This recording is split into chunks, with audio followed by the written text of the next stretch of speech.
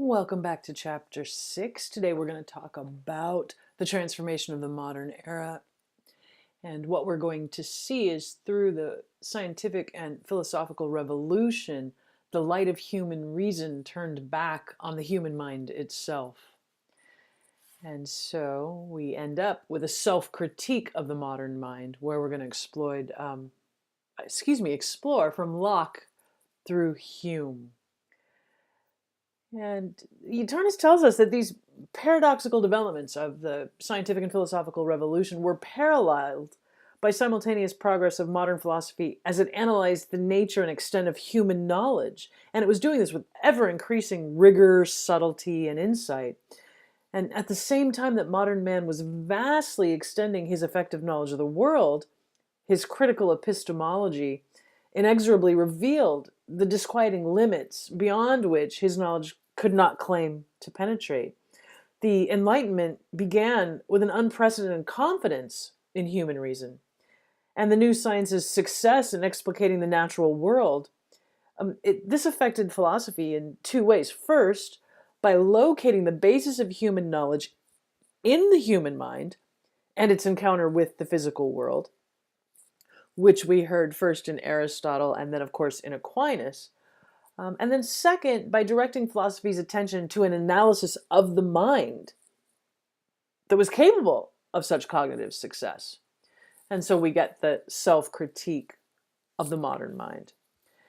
Now, Locke was Newton's contemporary, and he was Bacon's heir, and in his analysis, all knowledge of the world must rest finally on man's sensory experience. And so Locke saw human beings as a tabula rasa, or a blank slate. And upon this blank slate, experience would write. And so through the combining or compounding of simple sensory impressions, or ideas defined as mental contents, these are gathered, compounded into more complex concepts. Through the reflection after sensation, then the mind can arrive at sound conclusions. Sense impressions and inner reflection on these impressions.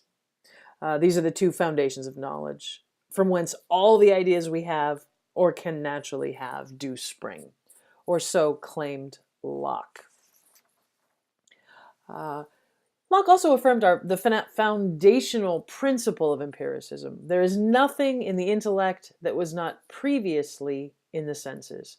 Again, this is the foundational principle of empiricism. There is nothing in the intellect that was not previously in the senses.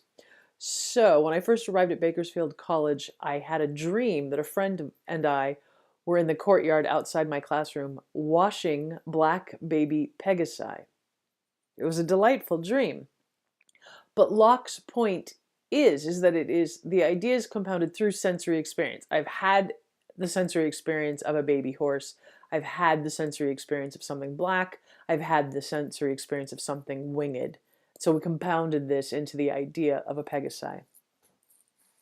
So for Locke, cognition begins with sensation. Now we're going to continue this on to David Hume, who also made a distinction between sensory impressions and ideas. And for Hume, sensory impressions are the basis of any knowledge, as it was for Locke. And these sensory impressions come with a force and a liveliness that make them unique. Ideas, on the other hand, are sort of faint copies of impressions. One can experience through the senses an impression of the color blue, for example, and on the basis of this impression can have an idea of that color, whereby later you can recall it. However, the impression of blue has a force and liveliness that the idea of blue, which is just a faint copy, can't meet.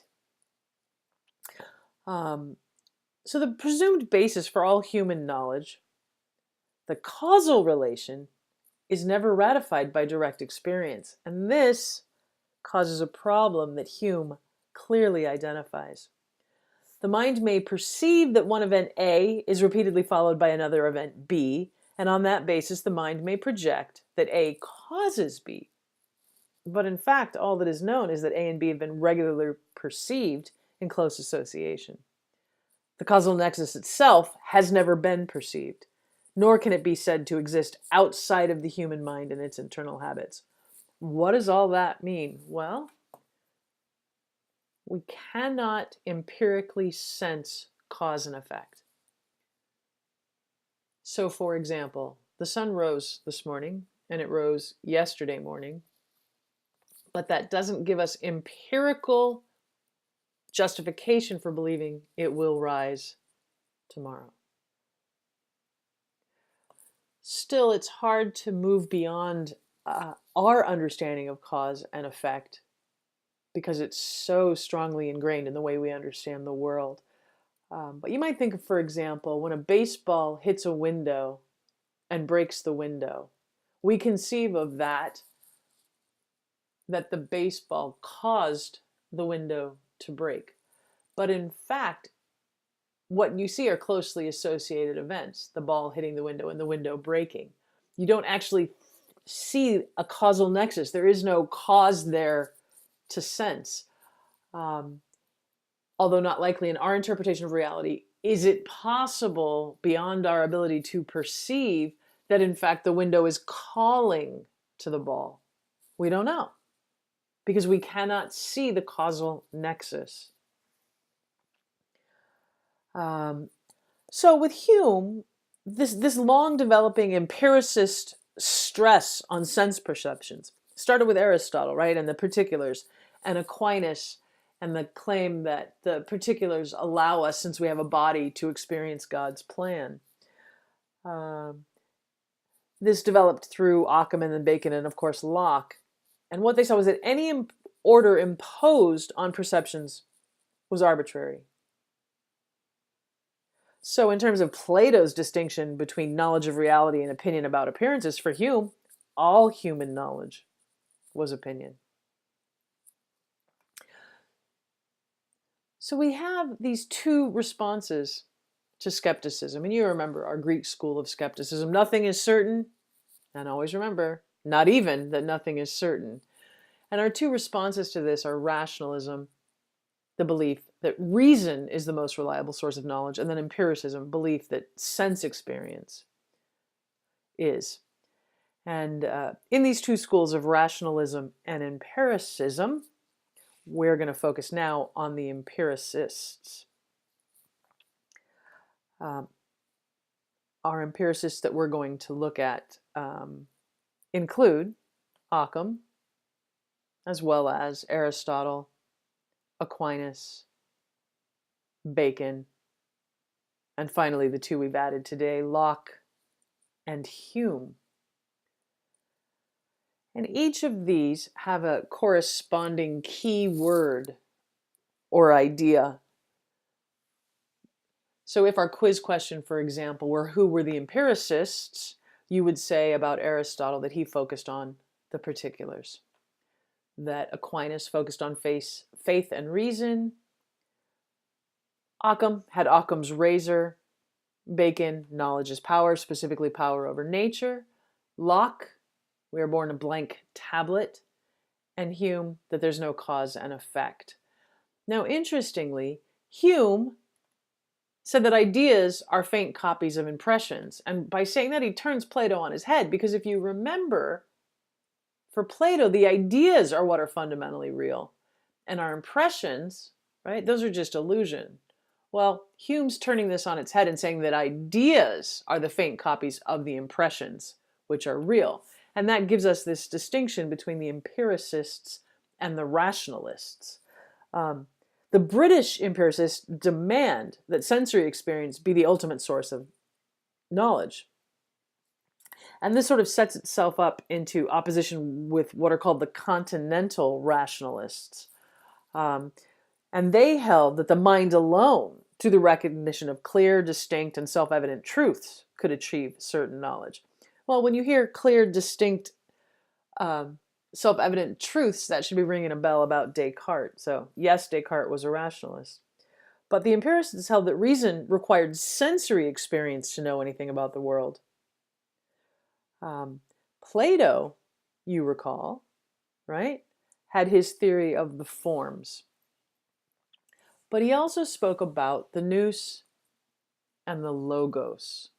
And the nous, yes, was sort of intellection, or that which reasons.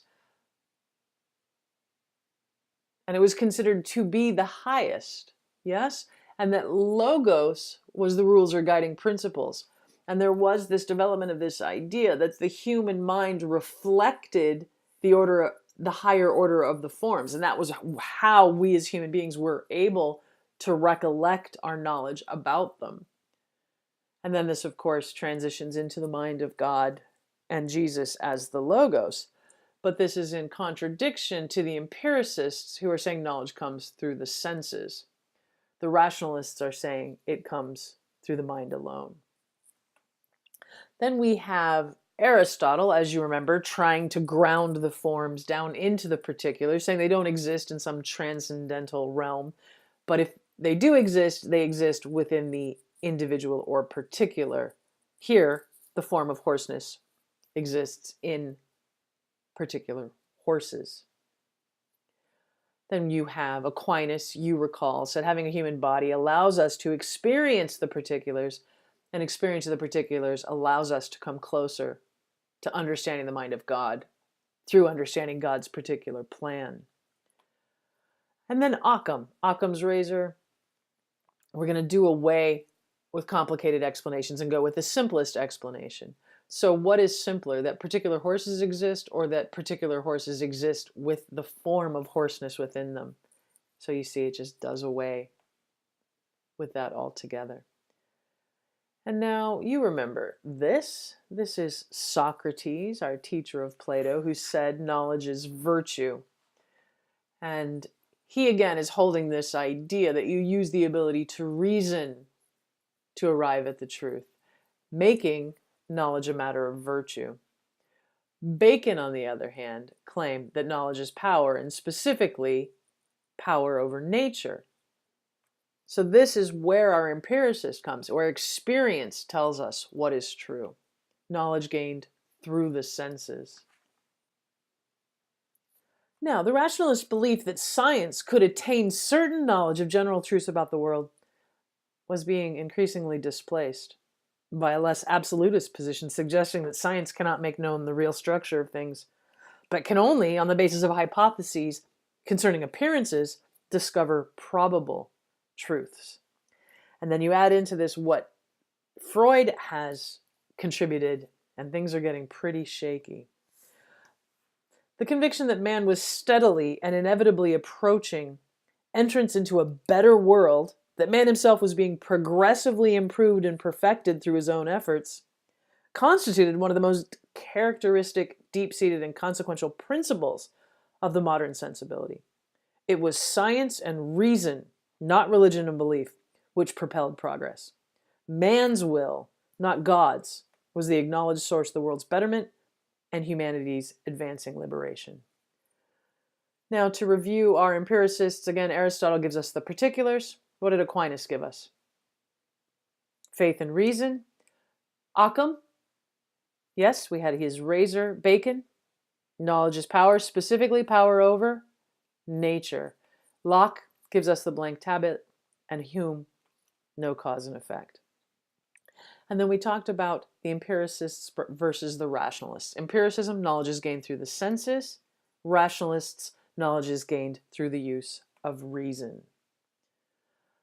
All right. Thank you for joining us for this presentation. I really hope you have a great day.